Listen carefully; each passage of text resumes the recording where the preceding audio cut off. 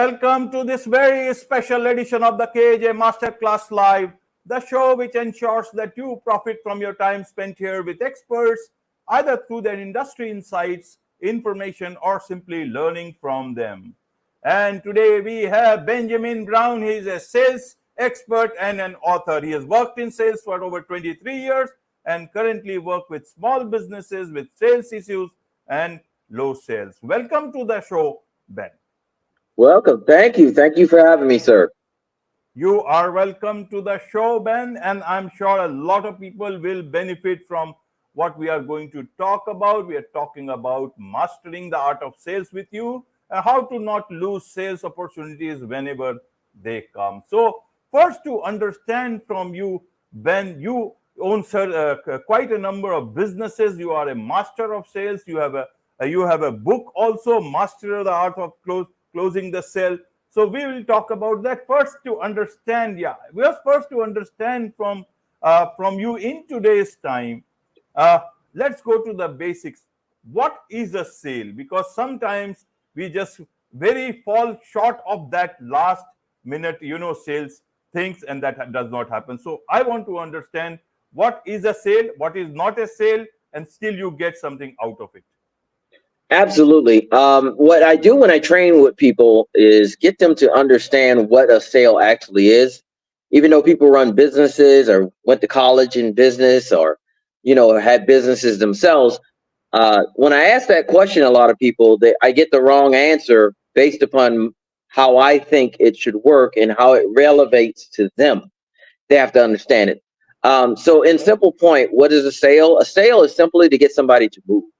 Right? It has nothing to do with money. Doesn't have to do with exchange of revenue and people come with all of this different stuff that they come with. It's more simpler than it is. So when I teach people, I say sales is simple, but it's not easy because normally I have to change the mindset of what people think it is, and then train them in that manner. So I have to retool people most of the time when it comes to it. And it takes a while, but then after a while they understand, oh, I thought it was like this. And it's like, no, it's not like that. And once they understand it, they realize it's a little bit different and they have to work at it to do it. And once they understand the concept in their way, they realize it's not as simple, but it's easy if they practice it. Absolutely. So why are some people very good at sales? Why some people need to learn about sales? What is it that they have? Is it about the skills? Is it the gift of the gab? Is it the being very street smart? How does it work? And why is it that some people struggle to even know about sales, the right sales process? Help us. Is it about the mindset? How does it work? Okay, so it's way more simpler than that. Those people that say they're naturally good at sales are not really good at sales. They're just better at rejection. Well put. Right? Yeah. So 80% of sales is confidence. So it's a skill. Anything that you learn as a skill, you have to practice, which means that in order to do it right, you have to have what? A lot of failure. What a lot of people don't like to do? Fail. They don't like it. Most people want to go to work and get a living. They don't want to go to work and fail. So being in sales full time in the beginning takes the requirements of a lot of failure and a lot of patience. And people normally don't have a lot of patience, and most people can't take rejection. So that's why they try sales. Many people say, well, I tried it, I didn't like it, or it didn't work. And then you have to understand the model that they first learned it in and how successful were they at it, because if they're not successful, all these things come into play. So a majority of people just don't want to do it, or they went into the wrong model or something like that. It's something you have to grab. I put it like this. You go to school, you get bullied, right? So you're getting beat up. Like, man, I'm getting tired of this. So your parents say you're getting beat up at school. Let's learn. The best way to do this is teach you how to defend yourself, right? So when you want to learn how to defend yourself, your parents go through the yellow pages and learn all these dojos. So you have karate, aikido, Brazilian jiu-jitsu. All of these, you could defend yourself, but which one will you like? And all of those, you got to go through and take the pain of somebody hitting you over and over again to understand how to fight, right? So they get there, and a week later, they don't like getting beat up, so that they don't learn. So sales is kind of the same way. You can learn, because people say, well, your way, this way, whatever way is going to work for you to defend yourself against the potential client, right? It's sales. Right, Ben. Right. So, what is sales about? Is it about your company's product, your product, or service, or is it about the customer? Because a lot of people just talk about the customer's pains, but what they come down to actually is talking about themselves, about their products and services, and forget about the customer when it comes to. They all just want to make the sales, take the customer's money, and then forget about the customer. How does Well, it work? Does it work well? Because I don't think it does, but I want to understand from you. no, because the end result of it is, if you're working in a business, not a hobby, where you have projections on sales, the main deal of it is, in a sale, is to get a referral. So Okay. it's not about the money. So the better your sales process is, the easier it is for you to sell them, not being aggressive, not closing, not doing all the stuff you got to do, get the money and run. If your process is smooth and it works, it's easy for you to ask for a referral. Your best sale is the one you just made. So if your sales process is easy for them to digest and they appreciate it, which sometimes you'll get compliments. Oh, that was very nice, the way you did that. Then you ask, so who else can I help? That referral, you don't have to sell them as hard, because you automatically get the shoe in, kind of like know, like, and trust out the way, to build on something else. And most of the time, those people in the same demographic, they make the same amount of money, they might have the same problem. So network marketing is done through you selling your friends, right? Even though you might not like the product. So that's why their sales process is easy, because you're selling somebody who like, and trust already, which is normally the first 4 steps in the process. So the main thing of a sales is to get a referral in the end. If you focus on that, that's why people are like, you trying to sell people to close them? No, I'm trying to get them to sell so they can ask for the referral or a testimonial. That's going to help you in the next sale, and it's snowball effects.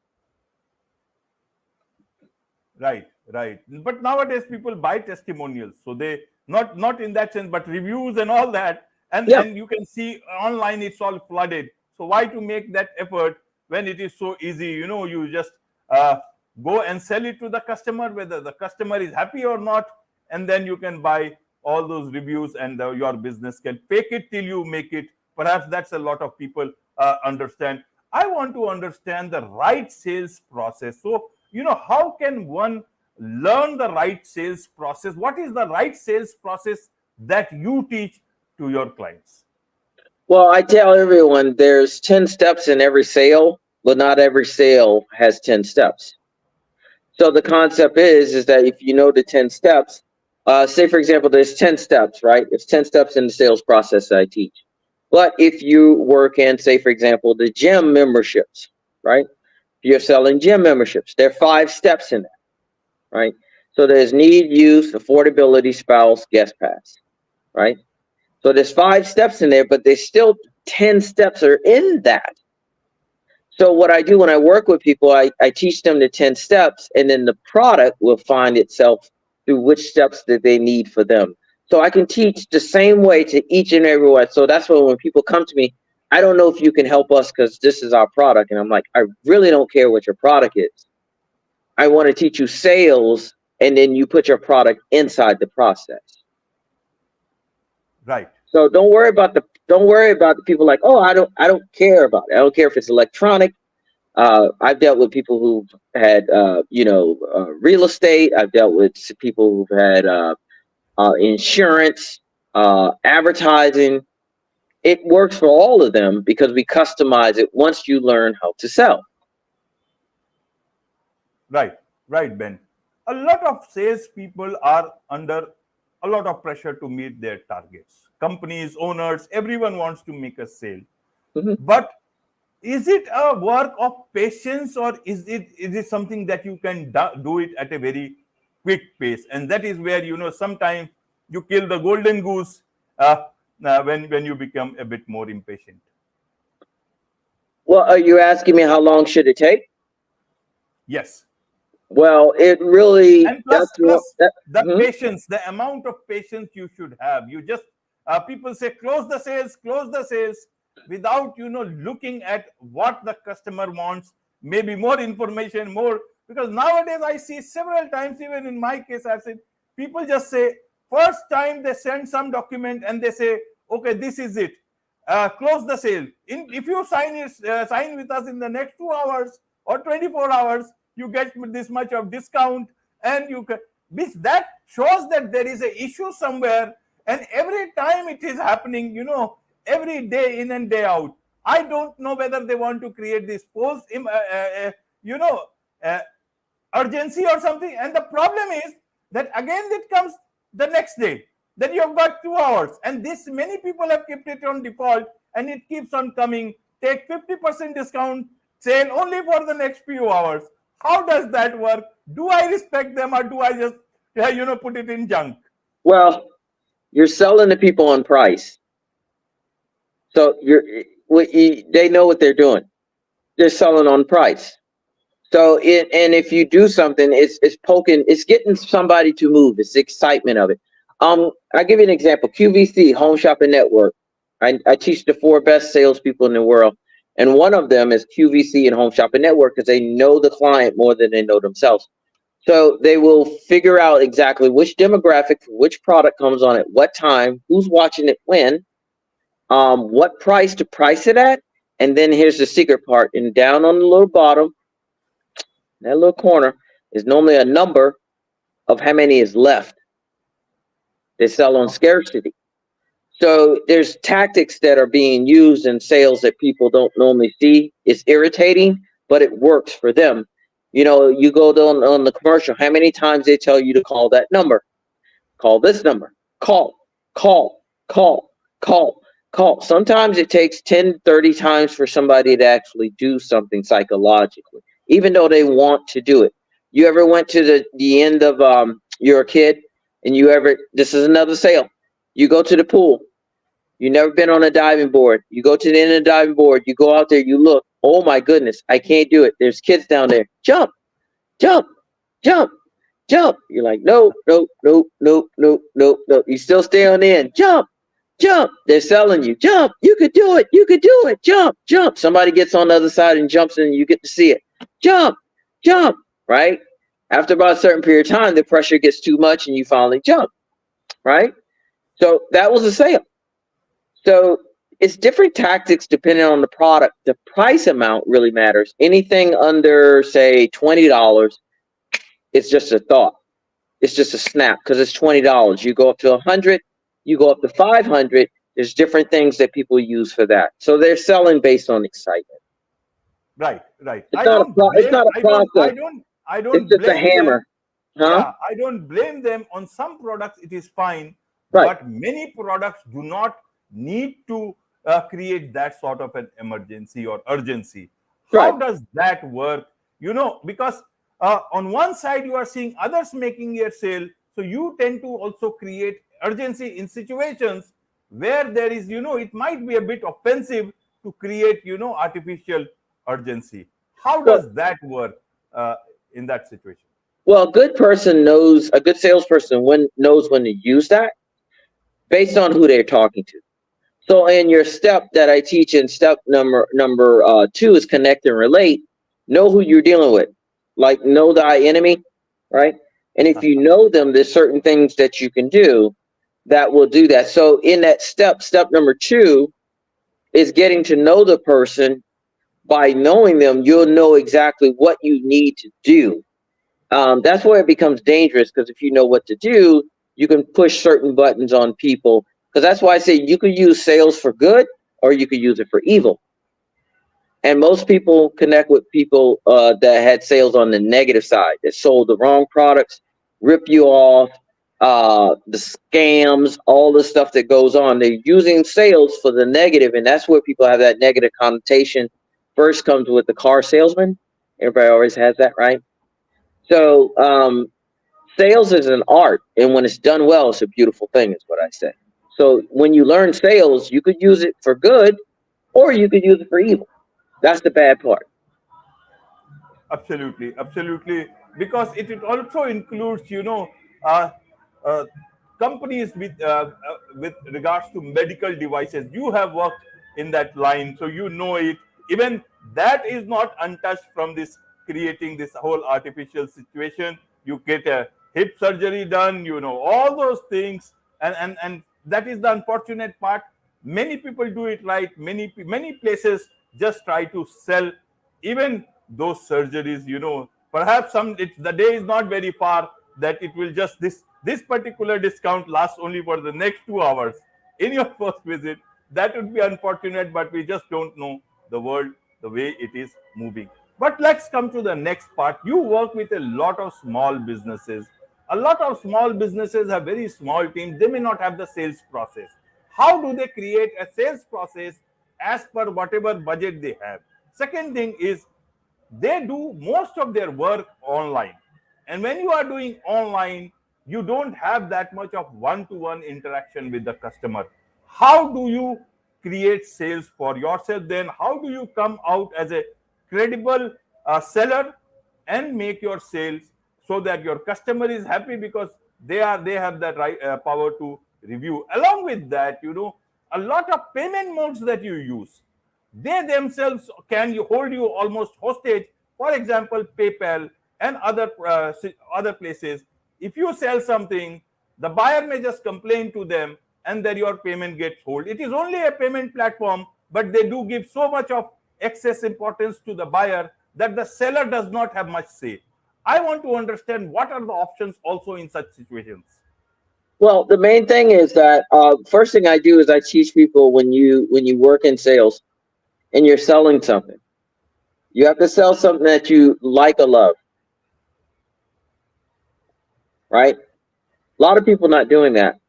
They're just selling something. But they want a job. They want a job. When you have Well, to if you understand own the a reality. company and you run a company, right, and you're selling either a service or a product, you have to like it or love it. Okay. So if you're selling something you don't like or love, it's not going to last. Like it, love it, or leave it is what I say, because that conveys to your customer. If you're a baker and you just bake cakes or you bake pies or you bake bread and you don't like doing it, you're just doing it to make money, that's fine. It's not going to last that long. The people that you're selling it to feel that. So whether you're doing it online, on the phone, through the internet, through Zoom, people have sense in their head. And so they'll buy it knowing that you're not liking what you're selling. And if they don't like it later, they will tell you. Now, you can't make everybody happy. But if you like or love what you're selling, then it shows, and you don't worry about that, because it everything's going to come through on the end, whether it's a service or product. That's why people say business. First thing you need to learn in business is sales, because you need to know how to convey how you feel about your product to them. And you could tell people who are really passionate about what they're selling, right? They're passionate. Real estate, a cooking device, they're really passionate about, or they can fake it. I know when they're faking it. But when you do that, even in your copy, when you write, when you do your email, when you do your website, when the website person does your website, they ask you, what do you want to say? What is your motto? What do you stand behind? If that just don't come from nowhere unless you copying it from somebody else's website, but it comes through, conveys what you're doing and what you like. And it will handle itself. Because that's why I say sales is simple, but it's not easy. You have to understand all these little things makes your life a whole lot easier than trying to press, and then the stress of trying to get the money and trying to get it sold is like overwhelming. It's just depressing, and it's hard, and life is hard enough as it is. And that's why people don't last in businesses more than 5 years, among other things, getting sued, tons of other things, but just not being in it, right? So Does that are make there sense? right, right. But are there any you can say tips and tricks that one can remember in terms of making better sales online as well as protecting yourself as a seller? Because some buyers can be very pedantic and untrue, and it happens now. They have got experiences of Amazon, which has a huge capacity, and they have but a small seller may not. Their expectations may be totally different. As a seller, you cannot say no. And especially when the sale has been done, most of the sale are happening online. If you return the money, you pay money extra. You need to pay to PayPal or any other person who is the intermediary in between. So you know that this person is a bit dubious, but you still try to make that sale because you will lose money as a small business. Right. How do you then continue to survive and hope to make profit with the right intention in the right manner? Not every seller is bad. Very small sellers are there and they're trying to do good. So you're talking about the end of the sale. So you're Yeah, talking about the process in itself on the back end, collecting the money. So that collecting is the based money on your system. as well as end of the sale. Yeah. How do you make sure that your interests are protected and the buyer is also happy? Well, there's your feedback. So what the benefit of these people are doing right now, they're making a lot of money online. Tremendous amount of money. Kudos to them. But they're further away from their customer. Right. Back in the days, you used to be like this. Now you're like this. So you're hoping, from what you're telling me, you're hoping that he likes it. Okay. You didn't ask him if he liked it. You just gave it to him. And then took the money and hoped they liked it. So your business is based on, some good value and a lot and some hope. And I don't know how you could put that into a what a P&L statement. You got certain percentage of hope. Right, but how do you put it? You just don't put some, Get some product feedback from your online. customers. Get more closer to your customers. Stop being Okay, so far away. We didn't have computers. I tell people, when I started in sales, I, tell my age, but we didn't have all of this. We had a fax machine and maybe a telephone. I had a black book, a fax machine that everybody else used, and a telephone. Not even three-way calls, no buttons. It just a button. Now, go back 50 years. Go back 60 years. They didn't have that. Sales has been around since the Roman times. You go back, you're from India. I just came back from Greece. They did sales back. Greece did everything through shipping. They did it all exchange of money. There was no telephones. So what I tell people when I get into these type of deals, I'm like, these are tools. The internet is a tool. The phone is a tool. Fax machine. All of these are tools. Don't get caught up in it. It's not your everything. Sales has been around for years. People are like, well, you got to do this. These are tools. So people are forgetting that these are tools. They're relying on them, right? They're getting away from the real deal. Product sales, everything. They're using, these mouses, and there's so much electronics and tablets and all this stuff. When is the last time you picked up the phone and talked to a customer? They just want the money and go. That's great. It works. Hey, good. But don't ask for the recourse of that if you're not getting closer to your customer. That's a hope.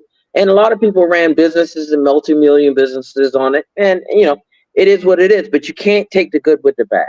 You can't take the money and then want all the money. Make sense? makes sense. So the best Unless you're is going to get on the phone. And how many customers have you talked to in the last 5 days?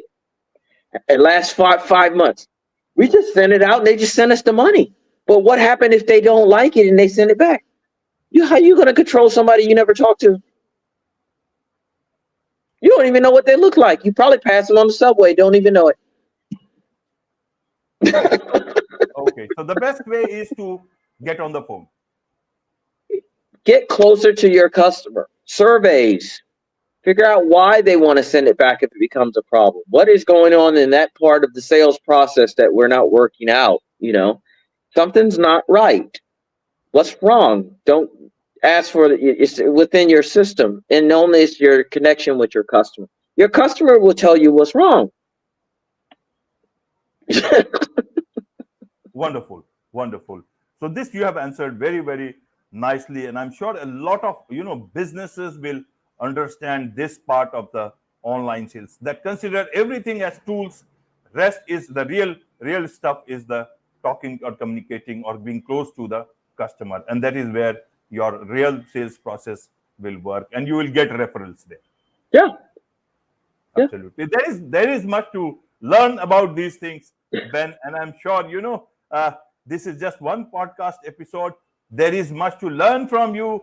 You have got this book also, as I master the art of closing the sale. What is it about? What can people learn from that? Well, just very simple. What is broken down into the 10 steps. So each step can take a certain period of time to learn. But once you learn the 10 steps, it's like, anything karate, jiu-jitsu, everything has specific steps. And so once you master the art of these 10 steps, then you can use them, and you understand when you're communicating with somebody. Sales is everywhere. Sales is what got me on the podcast with you. You sold it, right? Based upon what you put out there. So once you understand how sales work, you put your product on top of that. When I'm having a conversation with someone, sales is a language. So where in that language do you know where you're going? So there's 3 things you need to know in sales. You need to know where you're going, you need to be confident, and you need to listen. And you need to do all 3 at the same time. That's called a skill. So sales is a skill. So you have to learn that skill, that you're doing it at the same time.